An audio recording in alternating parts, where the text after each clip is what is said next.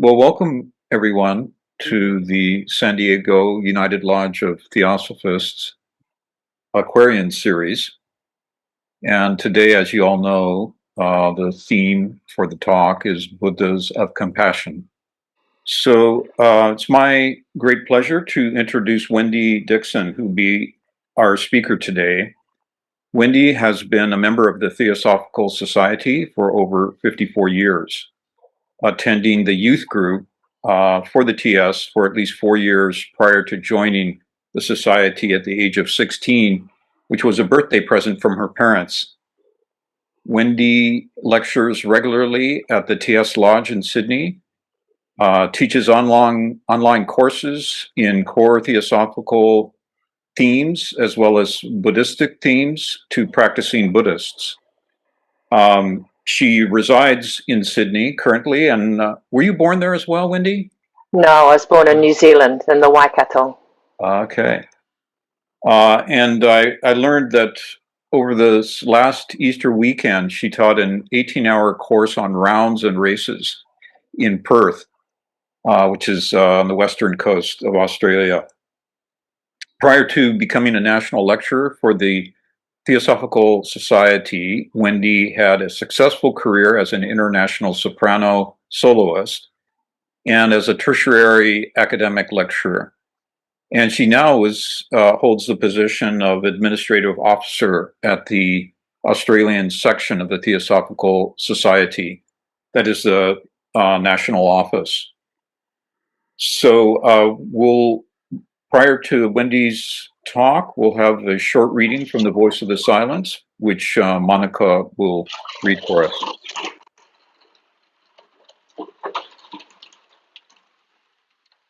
Thank you. On Sawan's path, O Shrotapati, thou art secure. I, on that marga, where naught but darkness meets the weary pilgrim, where torn by thorns the hands drip blood, the feet are cut by sharp, unyielding flints, and Mara wields his strongest arms, there lies a great reward immediately beyond.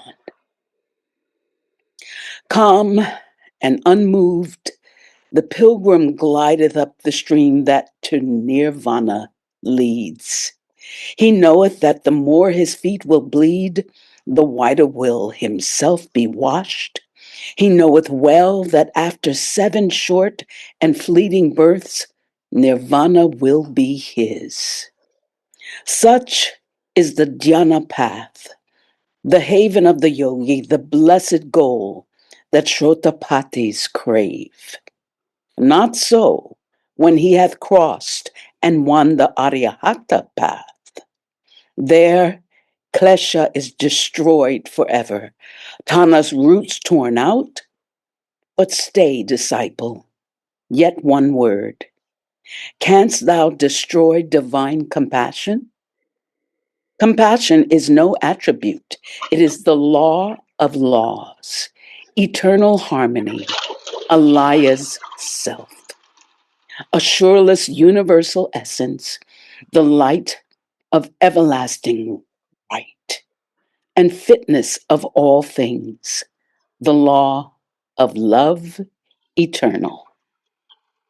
The more thou dost become at one with it, thy being melted in its being, the more thy soul unites with that which is, the more thou wilt become compassion absolute.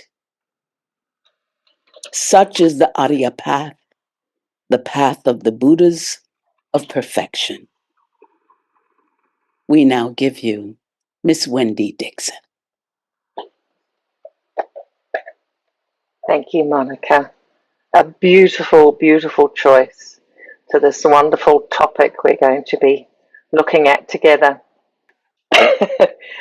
I'm starting with a version of the Avalokiteshvara story that comes from my tradition. I know that every tradition has a slightly different version of the story, but I thought I would share with you a version from the Tibetan Book of Living and Dying by Sogyal Rinpoche.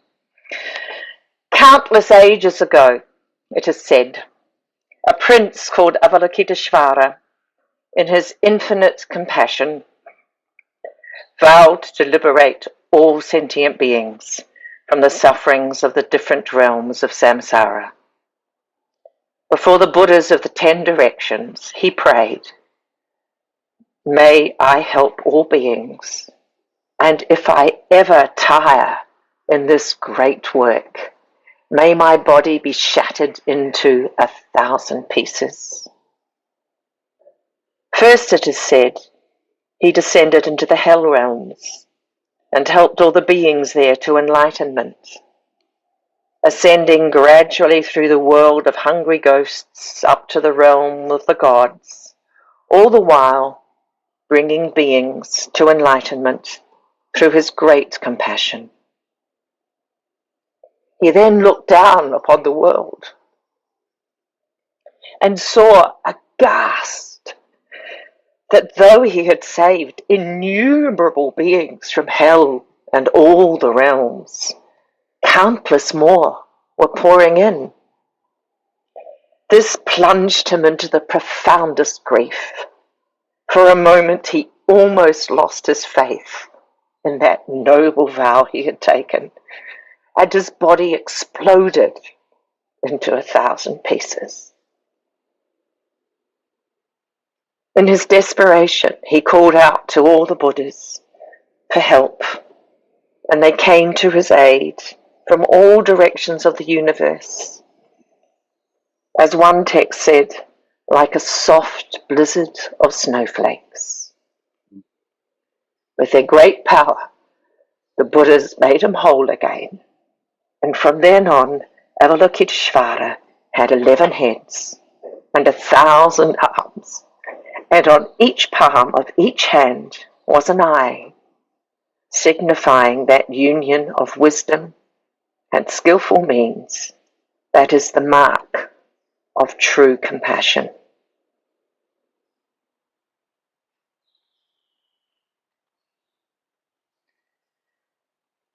And I'm sharing with you, once again, we all have many translations from the original texts. This is the translation that the Dalai Lama uses of Shantideva's Bodhisattva prayer. As long as space endures, and as long as living beings remain, until then may I too abide to dispel the misery of the world. And with our deep theosophical understanding, there are forever going to be countless beings pouring into this world, which reminds us that this bodhisattva path of compassion that we aspire to, that is emulated so wonderfully for us by the great masters of the past, present, and future, understanding there is no time and that we are also the Buddhas of the future. That this is an eternal practice. It's not a practice, it's not almost a goal in itself. So what is compassion? What is bodhicitta? One way of defining compassion is that as the mind is resolved to attain full enlightenment for the sake of all sentient beings, we are focusing on sentient beings with compassion and focusing on complete enlightenment with wisdom, like the two wings of a bird, compassion and wisdom, soaring high in the sky in complete balance. And even though I hadn't intended to include this in the talk, I'm reminded of Blavatsky's beautiful analogy of Om being like seated on the wings of the bird, the Ah and the Oo and the and us flying through the air, through the realization of this great mantric syllable that ties us so strongly to our true identity. So we are told that bodhicitta is a defining feature of the bodhisattva path. And without bodhicitta, without this great compassion, this heart of mindful awareness, that whether we practice our ethics or our meditation, no matter how strongly we practice these, we are not on what is called the Mahayana path without this great bodhicitta. So I'm going to share some of the concepts of bodhicitta that belong to Tibetan Buddhism. We talk about 3 types of courage, or 3 classifications of bodhicitta, and they are aligned to courage. We're told that the courage of a king is surprisingly, in this terminology, the least courageous. And it implies the intention to attain Buddhahood first, which is obviously a very good thing to do. And then through this emulation, this ability to emulate and bring people by leadership, we are leading all sentient beings with us. This is what is called the courage of a king. And then the next classification is termed the courage of a boatman. And this involves, this is we're told is more courageous, and we are bringing all people with us, all sentient beings, I should say, with us at the same time, acknowledging that there are beings way beyond our physical plane. And the third classification of bodhicitta is that of the courage of a shepherd. And it is termed as the most courageous. It is the intention to bring all beings to Buddhahood ahead of oneself.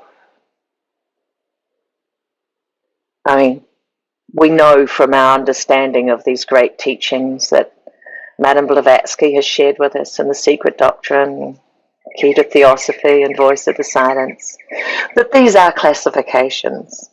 We behave in our lives as kings, as boatmen, and as shepherds, depending on the needs of the time. In our own small way of practicing bodhicitta, we can feel that these are parts of our beings. There's times when we need to nourish by example. There's times when we need to clearly share the journey, and there's times when we can feel ourselves doing this gentle pushing forward, the courage of the shepherd. So, how do we develop this compassion, this great heart of bodhicitta? In my tradition, we have a beautiful poem that talks about, we call them the 4 immeasurables. In Theravada tradition, they're called the Brahma Viharas, and you may know them with that name. In my tradition, we talk about immeasurable, because immeasurable is obviously looking at this intense bodhicitta that has no end. Immeasurable, obviously, is no end. And we talk about immeasurable love, immeasurable compassion, immeasurable joy, and immeasurable equanimity. When we train in these, we always start with equanimity. And it is something we are well acquainted with as Theosophists, that compassion is not something that we develop for the sake of the people around us, who we like. It's not even just for the people who we can see as severely needing as much love and compassion in this world. It is for all beings. There's a beautiful female nun, Jetsun Kandru Rinpoche. She's the head of the Mindrolling Monastery. And I heard a beautiful talk by her on compassion. And at one point she led to everybody, and she was sort of half joking, and she says, you know, we say we're practicing compassion for everyone, but we decide we can make exceptions and we don't have to like some people in our lives. And then she said, well, look, think about it. And, you know, we all giggled a little bit, but oh my gosh, that is with me all the time. Every time I feel I don't have to like someone as much as the others. And here I am talking about practicing compassion, emulating the great masters and the great Buddhas and Avalokiteshvara. Anyway, that's a point to be made. Here is the prayer that we use, our invocation. And this invocation is what we call the prayer of the four immeasurables. So we begin by always, every meeting, motivating our practice, giving away all that might be for us to others. The sentence of "may all sentient beings enjoy happiness," and the causes of happiness relates to love. Because when we have love for beings, we want them to be happy. That's the natural thing that we all aspire to. The sentence "be free from suffering," and the causes of suffering relates to immeasurable compassion. Because the causes of suffering are clearly the sense of separateness, of not understanding our true nature. Whether we use terms like Atma and Paramatma, or Buddha nature, or Christhood, or perfection, whatever terminology we use, the concept of being free from suffering and the causes of suffering is involved with this great compassion that we're talking about.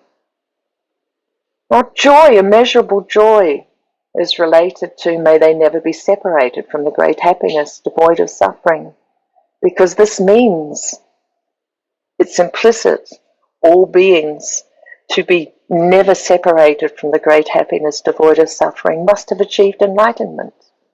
And with this comes immeasurable joy that they have reached the state. And the last one is immeasurable equanimity. May they dwell in the great equanimity that is free from attachment and aversion. Equanimity relates on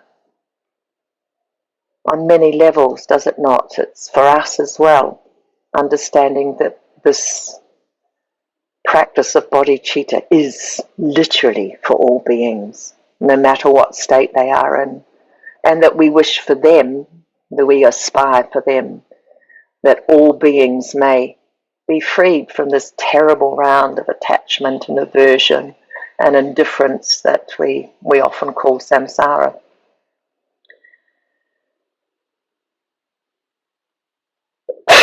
Sorry.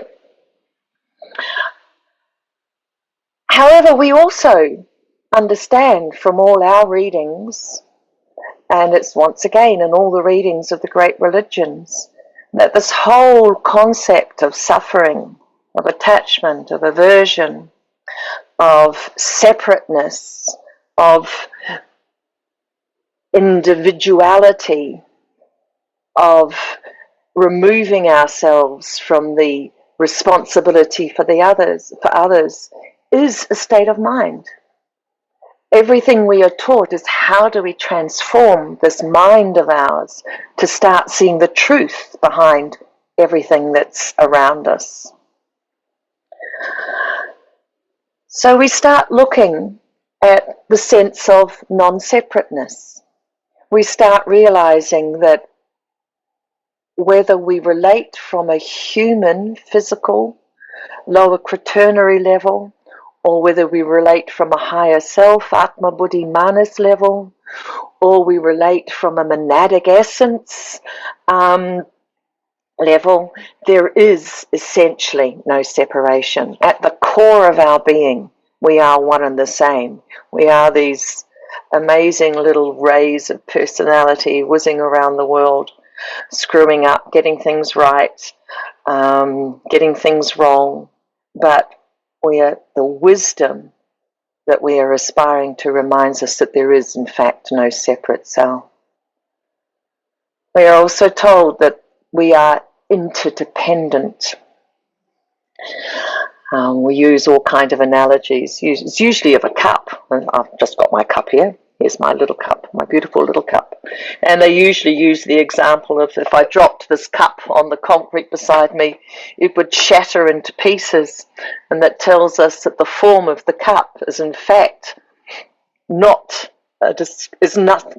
discrete.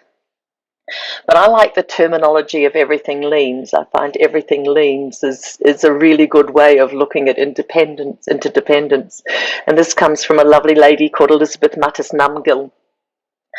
And I was lucky enough to be in the audience, well, in the congregational, the group of a lot of people who was present when she came in. And she came in with 3 sticks, in which she had spent time gathering behind her. I didn't go gathering sticks for you here, but she held up a stick about this length and asked everybody to discuss what kind of a stick it was, whether it was short or long or big or small.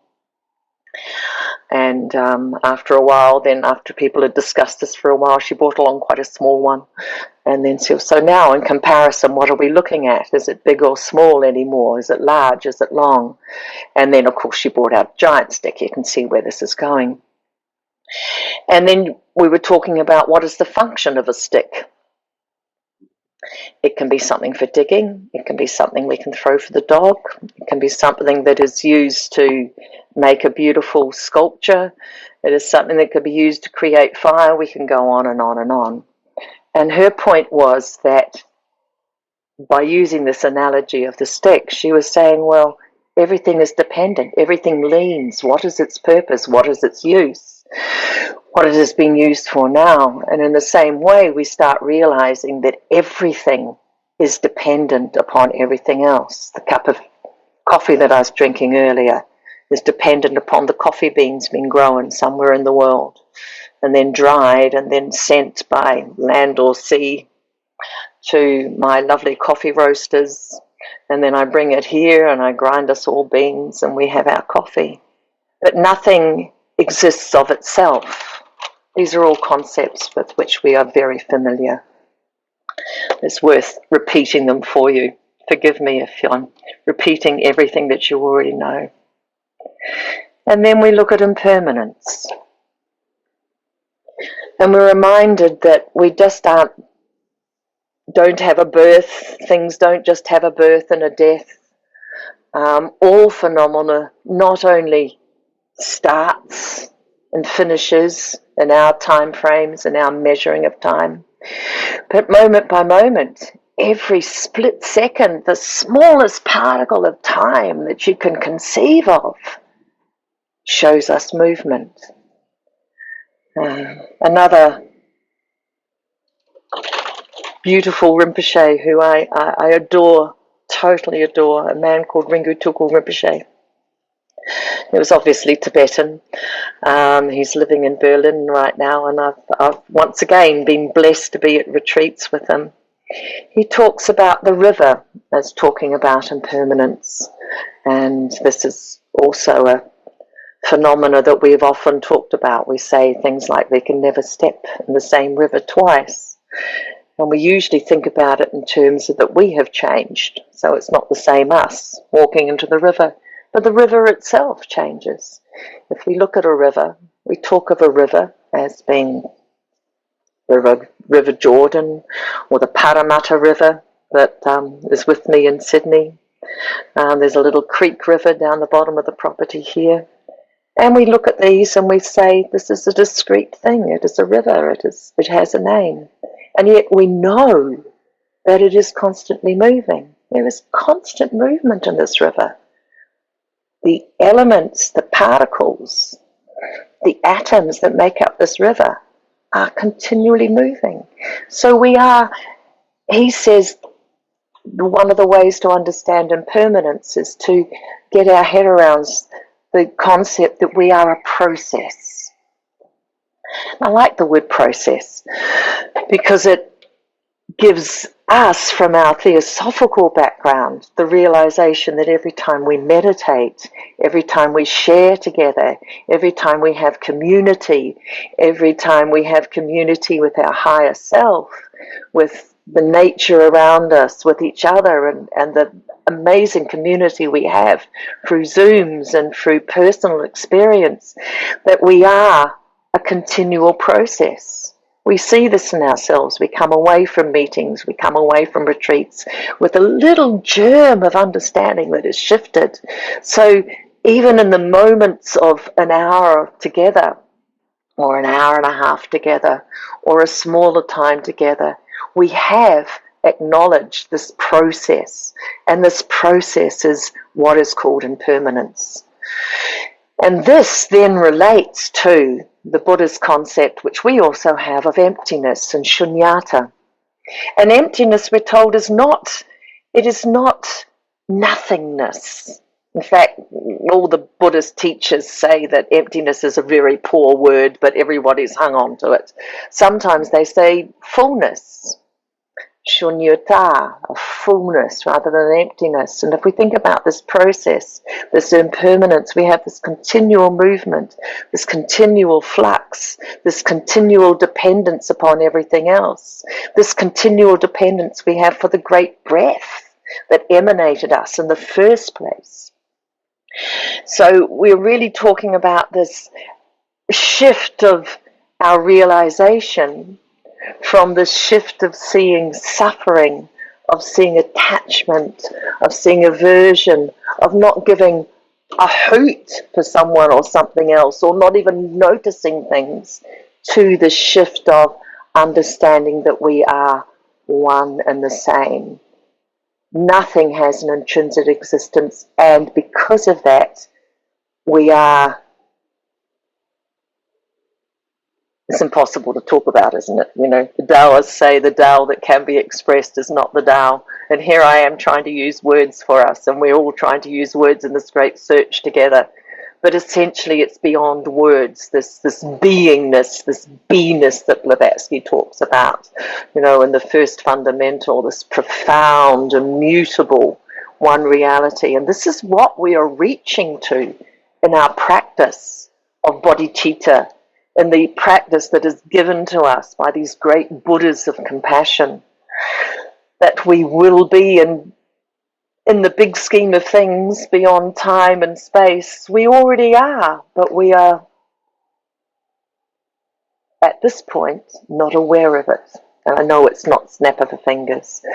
We have this amazing journey to bring us there. And I just thought I'd share a quote, because it is so easy to get trapped in all our mental concepts, isn't it, about what we're doing, and yet we know that it's the essence of our meditation practice and our sharing and those wonderful moments when we are being that we're looking for. But I thought I'd share this quote that is attributed to Arthur C. Clarke, the great sci-fi writer. And he says, "Intellect without compassion is the ultimate weapon of mass destruction." I rather like that. Compassion is really the one attribute that takes us out of our small feeling of independence, of separateness. Compassion lifts us into this great plane where we're aware that we are beingness.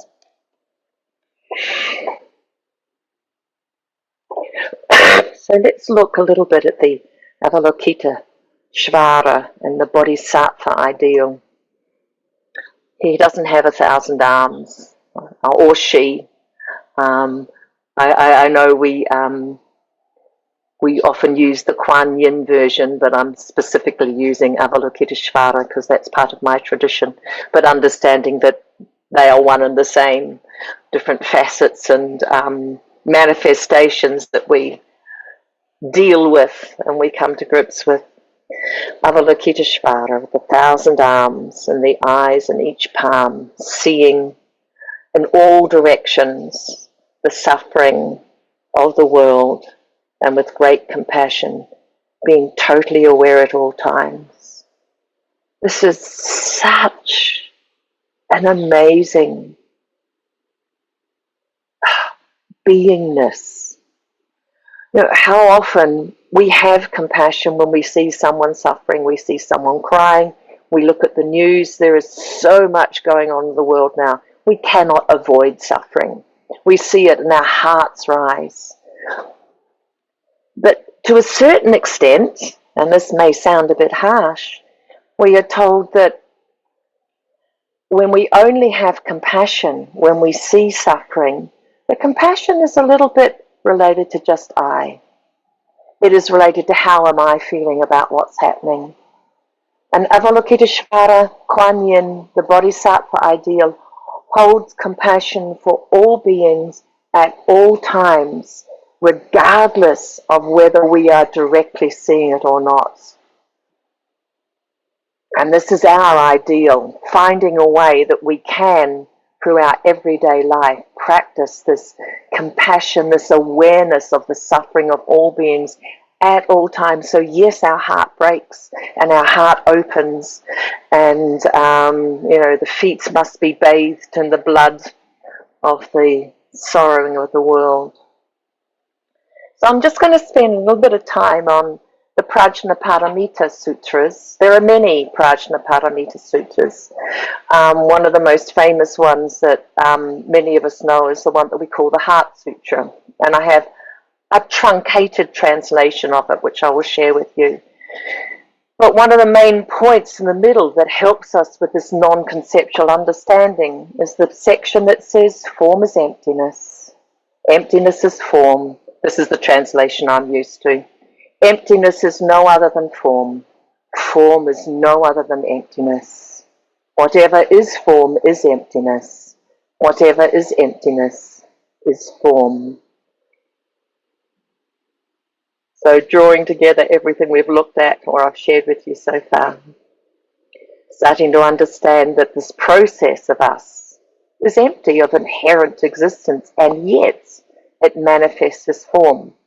It's clearly there, but I'm looking at this table, this chair I'm sitting on, these beautiful trees behind me, understanding that they are not discrete entities. Everything leans, everything is dependent or interdependent, dependent upon others, therefore interdependent.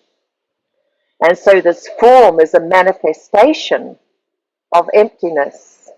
And it's a beautiful thing to start coming to grips with. It's ever deepening awareness. So when we say this, in the Mahayana and the Theravada traditions, which I also spent quite a bit of time with, they do this as a really weird chant. When I first heard it, I thought, what is going on? And they basically syllabalize. They go, Avalokiteshvara Bodhisattva, while contemplating profoundly the Prajnaparamita, and they keep on going without breath, it seems to me. But I have truncated it, and I will chant it for you in the way they chant it, with little gaspy breaths. And let's treat this as a meditation, because when we get to the end, we come to the great mantra of the Prajnaparamita. Avalokiteshvara Bodhisattva, while contemplating profoundly the Prajnaparamita, clearly saw that the 5 skandhas were empty, and thus he overcame all ills and suffering. Shariputra, form is no other than emptiness. Emptiness is no other than form. Form is exactly emptiness. Emptiness is exactly form. Sensation, conception, impulses, consciousness are likewise like this. Shariputra, all dharmas are forms of emptiness, not born, not destroyed, not tainted, not pure, without loss, without gain. So in emptiness there is no form, no sensation, no conception, no impulses, consciousness, no eyes, no ears, no nose, no tongue, no body, no mind, no form, no sound, no smell, no taste, no touch, no object of mind, no realm of sight, and so forth, and until no realm of mind consciousness, no ignorance and no cessation to ignorance, no old age and no end to old age and death, no suffering, no cause of suffering, no cessation, hath no wisdom and no attainment, and thus the Bodhisattva abides in Prajnaparamita with no hindrance in the mind, no hindrance, therefore no fear, far beyond inverted views. This is Nirvana. All Buddhas of the 3 periods of time abide in Prajnaparamita, and therefore attain Anuttara Samkhya Sambodhi. Therefore know the Prajnaparamita is the great mantra, the mantra of illumination, the supreme mantra, the unequaled mantra. It completely eliminates all ills and sufferings. This is true and not false. Thus proclaim the Prajnaparamita mantra. Gate, gate, parakate, parasamgate, bodhisattva. Svaha.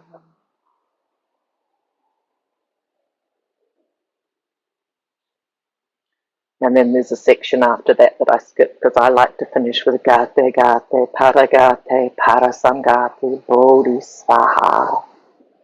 Gone, gone, gone beyond, gone altogether beyond. You can say wisdom or awakening, so be it. The great Buddhas of compassion are taking us, they're leading us, they're shepherding us, they're boat manning us to this great state of beyond our human evolution, to where our great graduation from the human race is Gate, Gate, Paragate, Parasamgate, Bodhisvaha. So we can say that our guardians are the great Buddhas, the Avalokiteshvaras, Kvanyins, Buddha Shakyamuni, Buddha Maitreya, Master Kutumi, Master Morya. And as we have realized as we look at this, our cosmic guardians cannot do the job for us. We are the ones who have to partake of our understanding of compassion. And one of the beautiful correlations between Theosophy as I understand it and Buddhism as I understand it is this great self-responsibility. The journey is ours. We can hold each other's hands on the path. We can be kings, we can be boatmen, we can be shepherds. But the journey is ultimately ours, and it must be journeyed by ourselves. They give this beautiful example of if we're hungry, if we're really, truly hungry and we want food, we do not give the food to someone else and expect to be filled. And it's the same way with these great teachings, these meditations we do. We cannot be filled unless we ourselves eat of the food of compassion, eat of the food of wisdom. And oh yeah, I've already covered that one. Whoops. So I was just going to share with you, we all have these beautiful vows of the Bodhisattva from the Bodhicharyavatara and the various translations that stand, the way of the Bodhisattva. And I thought I'd share with you the beautiful vows which I actually took with the Dalai Lama.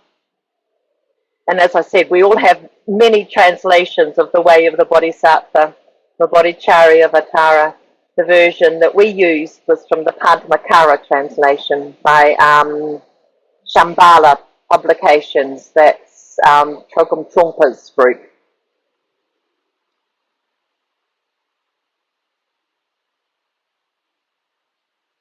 Until the essence of enlightenment is reached, I take refuge to the Buddhas, and I also take refuge in the Dharma and all the hosts of Bodhisattvas. Until the essence of enlightenment is reached, I take refuge to the Buddhas, and I also take refuge in the Dharma and all the hosts of Bodhisattvas. Until the essence of enlightenment is reached, I take refuge to the Buddhas, and I also take refuge in the Dharma and in all the hosts of Bodhisattvas.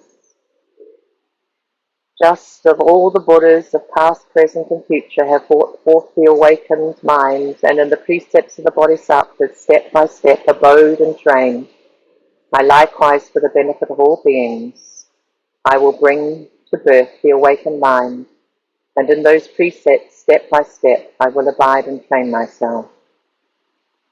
Just as all the Buddhas of the past, present, and future have brought forth the awakened mind, and in the precepts of the Bodhisattvas, step by step, abode and trained, likewise, for the benefit of beings, I will bring to birth the awakened mind, and in those precepts, step by step, I will abide and train myself. Just as the Buddhas past, present, and future have brought forth the awakened mind, and in the precepts of the Bodhisattvas, step by step, abode and trained, likewise, for the benefit of beings, I will bring to birth the awakened mind, and in those precepts, step by step, I will abide and train myself.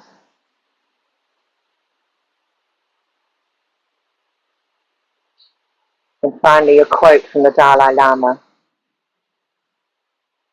which is very much a version of what we practice with these great texts that we have, this great contemplation and meditation that is the secret doctrine. There is no need for temples, no need for complicated philosophy. Our own brain, our own heart is our temple. The philosophy is kindness, is holiness, the Dalai Lama.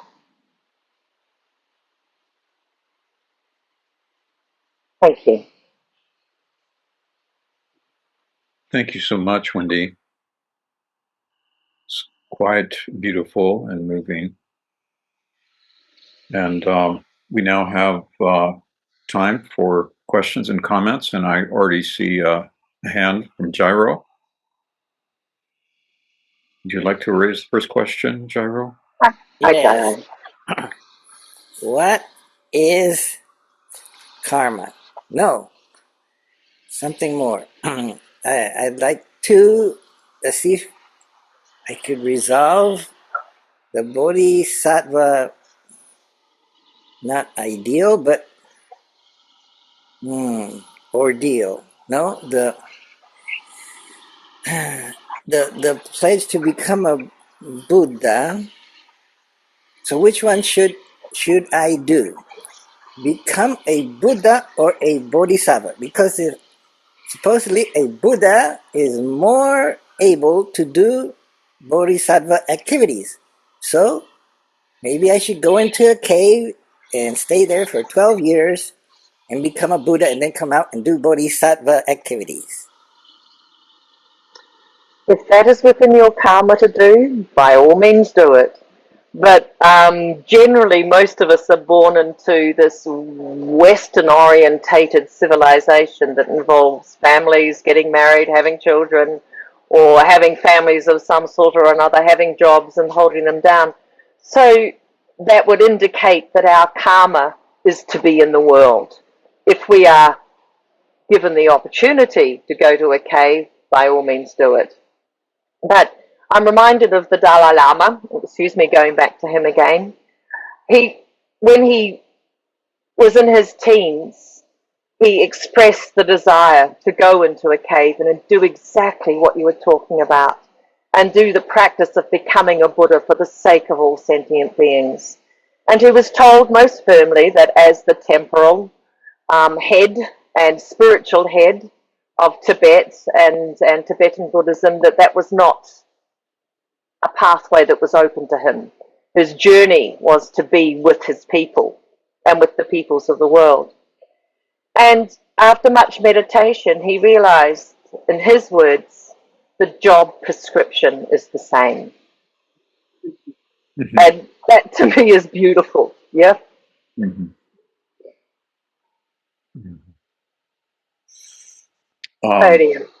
Yes, Jonathan? Oh, yes. Sorry, I couldn't get the lighting right. Thank you, Wendy, for an absolutely beautiful presentation for us. What a blessing. So thank you for that. I have a question a little bit similar to Jairo's. You know how in the Bodhisattva, the way of the Bodhisattva with Shantideva, right? It's not like you become a Bodhisattva and then you start practicing altruism and the Bodhisattva ideal. It's somehow, maybe you can explain this, but the means and the end are kind of all the same. In other words, the path and the goal are somehow the same. So it's a way of the Bodhisattva. Could you help us with that? Yeah, you're absolutely right. And that is in the words, isn't it? The way of the Bodhisattva. And that, to me, holds the biggest hope and joy and courage for the future, for humanity and for all sentient beings, is that it is an ongoing process. And it as soon as we have taken the steps, basically, of joining the Theosophical movement, that we are attempting, we are aspiring, not attempting, we are aspiring to be of more use for our fellow beings. That is, we are automatically, we could say, we are on already the way of Bodhisattva. And we look at ourselves, and we shouldn't look at the people around us, let's just look at ourselves. When I look at myself, I know there are parts in the day where I am compassionate. There are parts in the day when I don't even think about it. There are parts in the day when I say, okay, I've got to work on it, and I do some study and I do some meditation. And that reminds me that this is an ongoing process. It is a river. It is a process. It is a way. And that the way is already within us, but we are like unveiling the parts of us that are not seeing the way. In Buddhism, we talk all the time about Buddha nature, that we all have Buddha nature. Within Theosophy, we acknowledge that we are a spark of the divine, within the divine, not of the divine. We are spark within the divine. So at our highest nature, we have never left the source. We have, through our evolution, our necessary evolution, become encased in matter, and we are slowly taking off those sheaths, those vestures, and coming closer to our true nature. And so therefore, we are already bodhisattvas, we are already Buddhas, we just don't know it yet. But we do. We do know it because we are working on it. You know, this is a great conundrum, absolutely. But that is one of the things that gives me the most faith and hope and trust in our future as sentient beings, and the future of evolution on the grander scale, is that we are already there and we are unveiling it. So I don't know if that answers your question, but yes, I think the activity of being is the same as the goal. There's a lovely concept. Sorry, you two guys, I'll get to you in a sec. Or Kirk will let you on. There's a beautiful concept of bodhicitta and aspiration, and bodhicitta and action. Yeah, and they correlate that to the journey, they say, of going to Lhasa. Yeah, and I always think we can apply that to ourselves. You know, here we are at this meeting together.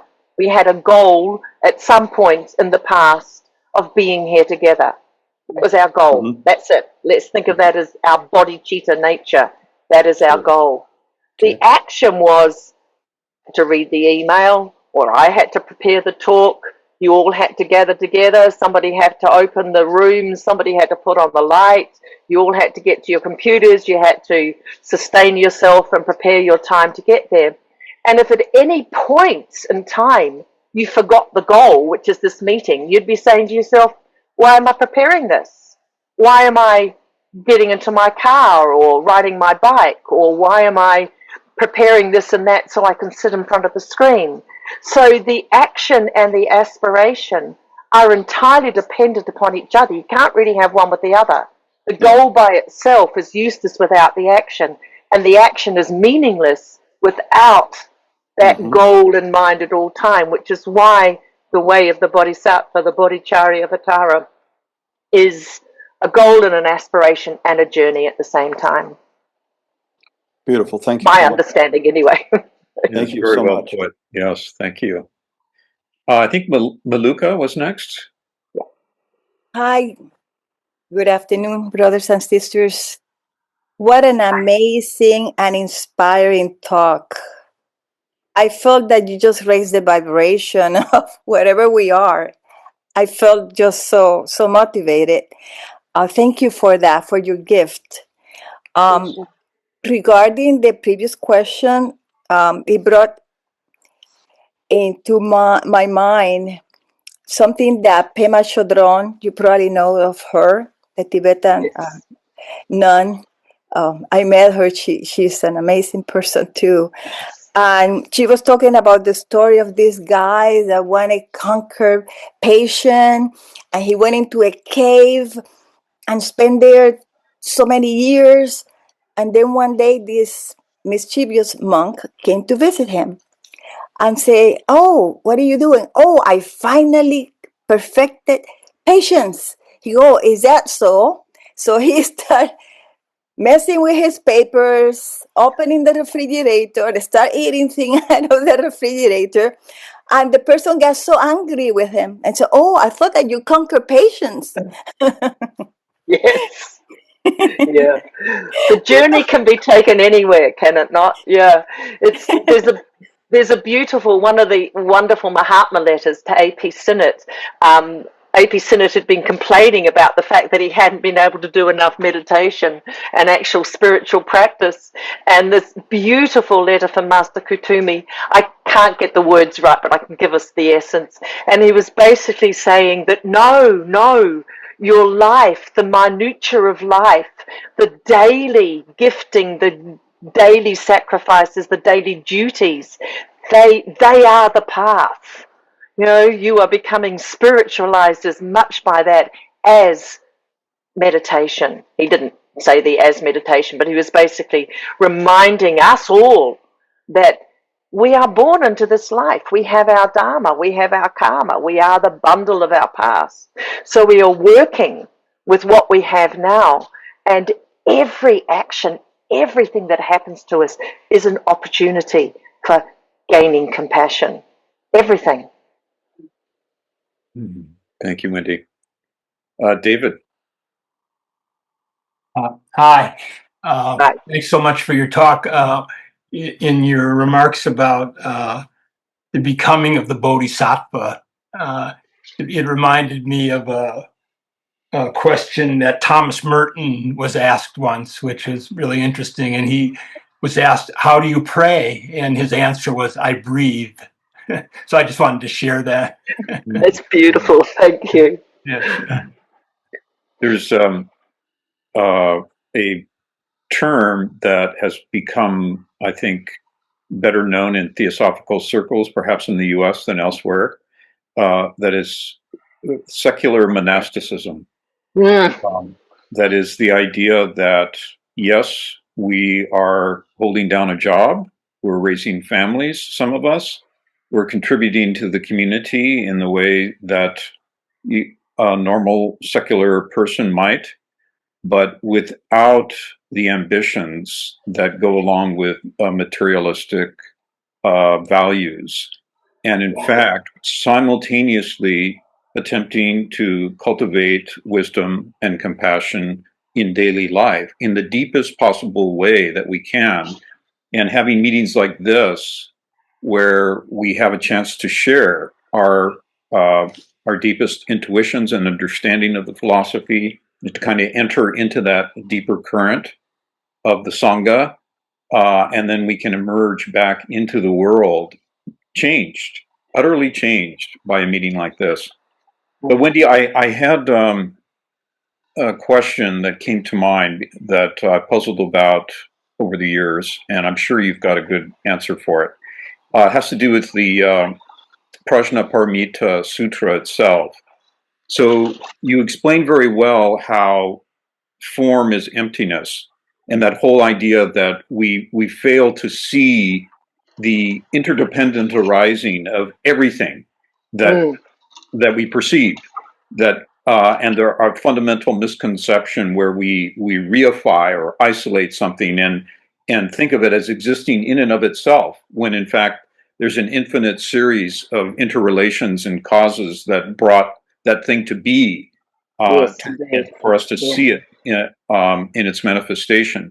So that idea that form is emptiness is probably, for some of us, it's familiar and apprehensible in that way. But what about emptiness being form? That seems much more puzzling. And maybe you could kind of elaborate on that. Why is emptiness form? Well, this is only a very partial, at this moment, understanding, okay, and I'm sure it will shift, and it might shift as I talk to you. How is emptiness form? Because emptiness is potentiality, and because it is everything relating to everything else, and because it is the one boundless life and all, and because it is therefore the great breath which is manifesting through all the planes of nature that we are aware of, let alone anything else, it is therefore then suspect to being identified and perceived. And the perception of emptiness gives us form, is my understanding. So I would assume that one day, when I am able to perceive from an astral light point of view or a Buddhic point of view, my perception of emptiness as form will be completely different from my perception of emptiness as form now, because emptiness must be, it's the observableness, the perception of emptiness that gives us form. I don't know if I've explained that well enough, Kirk, but that's my current understanding of it, and I promise you I grapple with this every day. Because I think it's ongoing, and every so often I get the most wonderful glimpse, and then I cannot find the words to even myself to hold on to it. And I guess it's sort of ephemeral, but they are one and the same. The great breath is form and it is emptiness at the same time, because it is finding expression in all the planes of nature, and it's the expression and the movement. I'm sorry, I'm going around in circles, trying to slow myself down. One time when I had a vague understanding of it was when I was thinking about karma, and how the very act of breathing is a karmic activity. The very great breath of the one boundless all, the breath of the Manvantara, the indrawing, the out-breath which is involution, the in-breath which is evolution, is in itself an act of karma, and therefore through that it is bound by the concepts of form and emptiness. I don't know if that helps. That's a little bit off the planet. No. Well, I'm just wondering if it has something to do with the idea that that what we think of as you could say the absolute, to put it in more theosophical language, Yeah. that it, as you were pointing out, you started out this way, I think, it not only holds the potentiality of an infinite series of manifestations, of infinite series of cosmic unfoldments, of infinite series of beings that come to be and return back. It holds all of that in potentiality, and therefore it's what's referred to as a boundless plenum. Right? It's an inexhaustible plenum, and that's its form. Perhaps is just one way to think about it, right? Yeah. And it inevitably has to do with perception. At the moment of that plenum becoming, coagulated in space, the mundane egg, at that moment there is perception. And because there is perception, there is therefore the need, the inevitable justness, beingness of perceiving form. Yeah, perception implies form, something to be perceived, which is in the emptiness. I know it sounds vague, but yeah, spent a lot of time with the first moments of the stanzas of Dzyan. The eternal parent in her ever invisible robes had slumbered for 7 eternities. Time was not, for it slept in the infinite bosom of duration. There was nothing to perceive it at that point. And she talks about perceiving right there at the beginning, before the action starts, before there is the, the coagulation, the Fohat running around making bubbles in space. And she talks about there was nothing to perceive it, which is how, that's why I said that's how I was getting a vague idea of form and emptiness from this, which is why right now, yeah, emptiness is form because it has become perceivable. Okay. Thank you. Podium. Oh, that's just me again.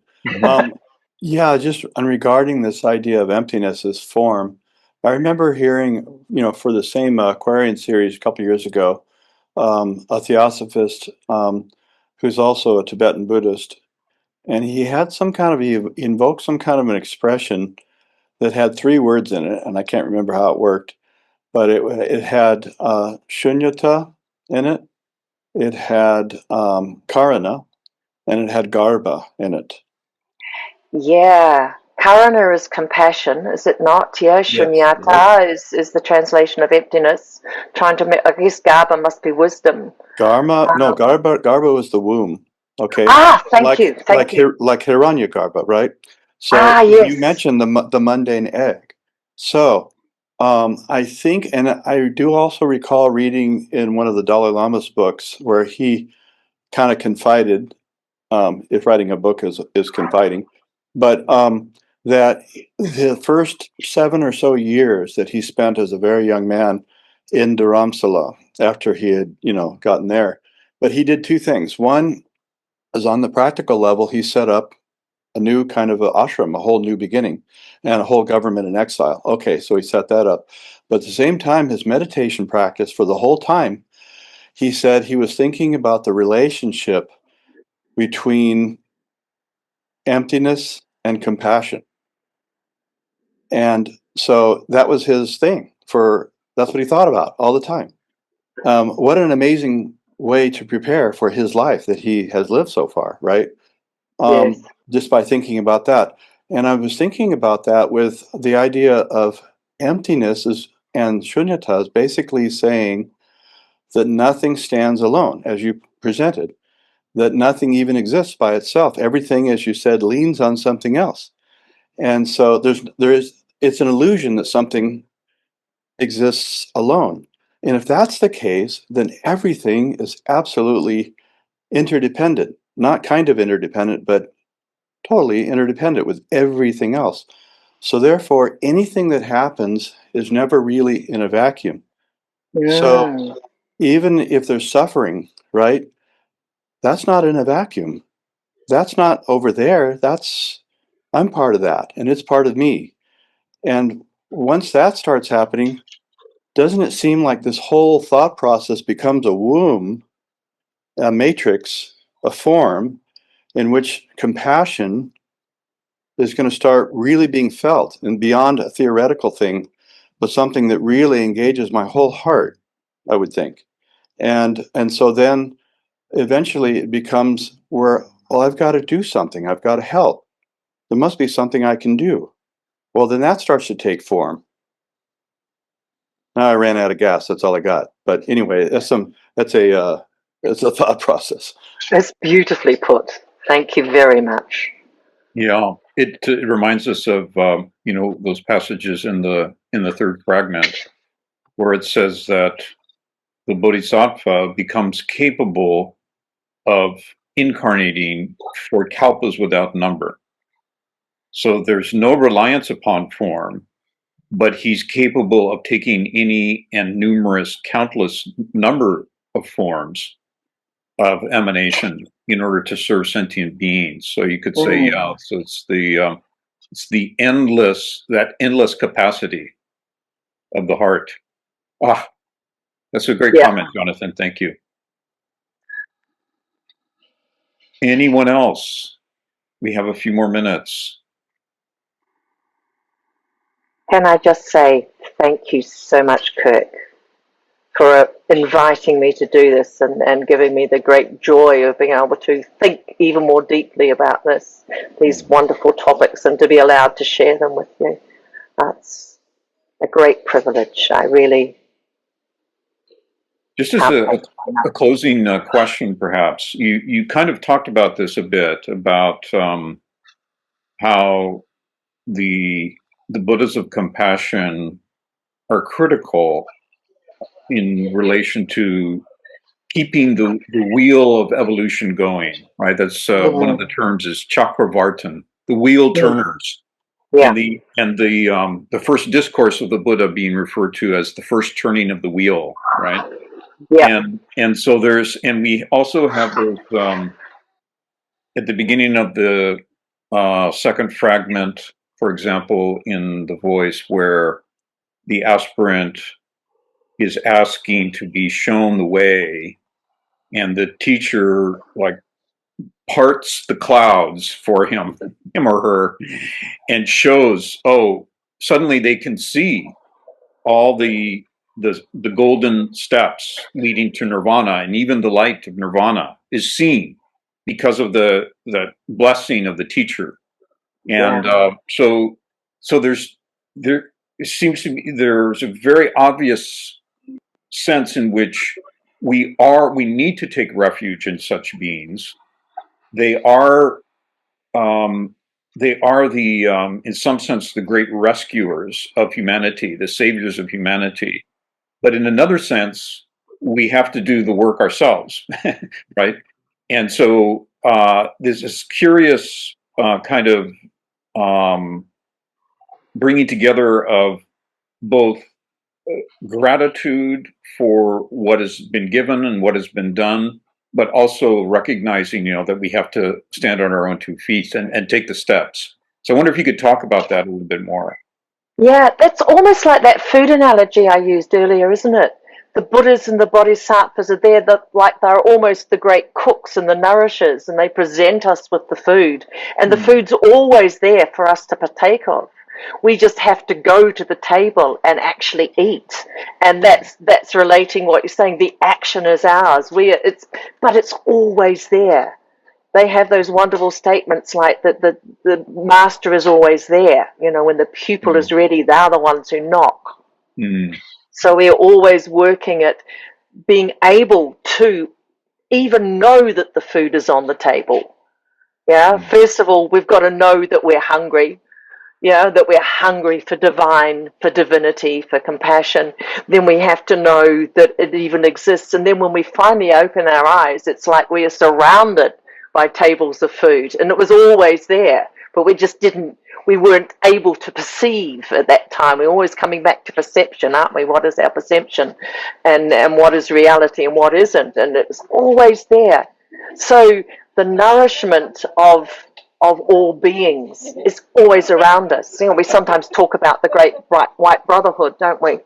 But essentially, I like the Sangha of Bodhisattvas and Buddhas, etc. I just personally prefer that language. But the food's always there. But we've got to take the action to even know the food is there. That's part of the process, and then eat it, and then not eat too damn much at a time so we don't make ourselves sick, etc. And just slowly, learning to do everything the middle way, I guess. Does that answer your question? Yes, thank you. We do have time for another question, Marion. Oh, okay. Let's see. Okay, you can hear me. I just was wondering if you were to go into outer space, you see the planet Earth, Mother Earth, surrounded by enormous. It's a very beautiful, beautiful blue marble, but it's surrounded by complete blackness, darkness, and it's sort of suspended. It's been described as a lifeboat, that we are all on this lifeboat of planet Earth. But it seems as though we're always trying to push each other off of the lifeboat. How would you suggest, because there are so many differences in religion and philosophies, as to who should stay in the lifeboat and who should get off if they're not going to conform to a specific religion that's agreed upon, how would you suggest that awareness of Buddhism or of oneness could keep everybody in the same lifeboat? Or theosophy.